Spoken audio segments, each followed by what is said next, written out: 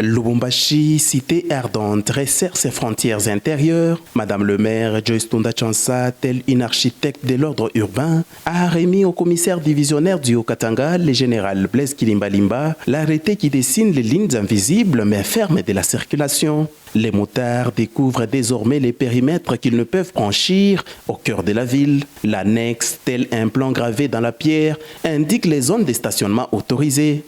La délimitation s'étend comme une étoile géométrique. Au nord, l'avenue Roué sur tout son parcours. Au sud, croisement des avenues des écoles et Sendoué, référence lycée Ouema. L'intersection de l'avenue Caravia et boulevard Katouba. À l'est, au croisement de l'avenue Savonnier et du boulevard Félix-Antoine Sekedi Chilombo. Au croisement des avenues Kamagnola et Laurent-Désiré Kabila. Chaque axe devient une frontière symbolique, un rempart contre les désordres. Madame le maire, confiante, a sollicité l'accompagnement du général Blaise Kilimbalimba, mettant foi en son efficacité déjà éprouvée à Kinshasa.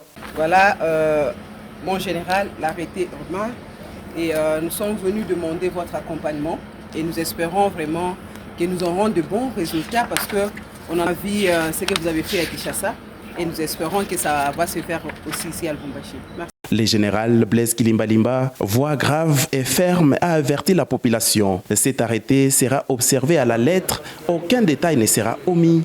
Ni les tracés, ni les heures d'exploitation. La police, en éclaireur, entamera un moratoire de sensibilisation avant de passer à la vitesse supérieure. De lundi, un bouclage sera organisé pour traquer les motards récalcitrants. Merci Madame le maire.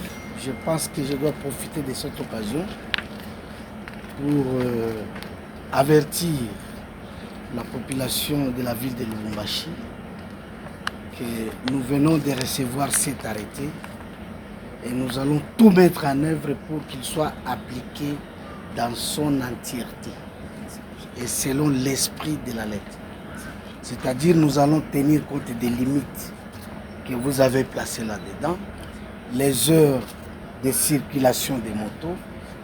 Et je dois inviter la population ou les gens qui ont choisi le métier des motards, qui est un métier comme tout autre, de s'adonner et de respecter scrupuleusement ce qui est contenu dans cet arrêté.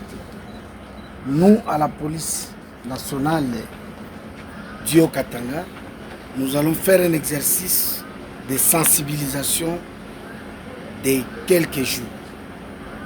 C'est-à-dire, nous donnons un délai de 4 jours, je pense, jusqu'à samedi, dimanche.